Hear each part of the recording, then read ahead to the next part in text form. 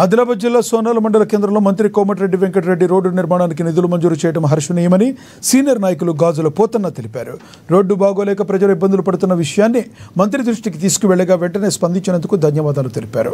గత బీఆర్ఎస్ 10 ఏళ్ల పాలనలో ప్రజలు రోడ్డు బాగు చేయండి ప్రభో అంటూ ఎన్నిసార్లు మొరపెట్టుకున్నా కనీసం పట్టించుకున్న నాయకులే కరువయ్యారన్నారు.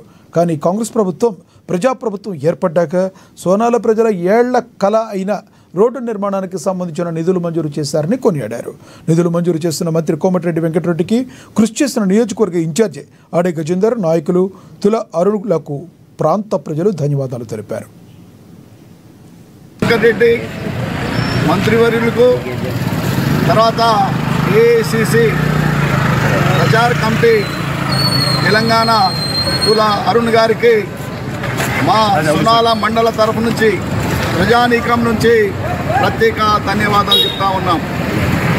తర్వాత అదేవిధంగా ఈ నియోజకవర్గ ఇన్ఛార్జి గారు, గతంలో ఉన్నటువంటి సీతక్క గారికి కూడా ప్రత్యేక ధన్యవాదాలు, వారికి శుభాకాంక్షలు.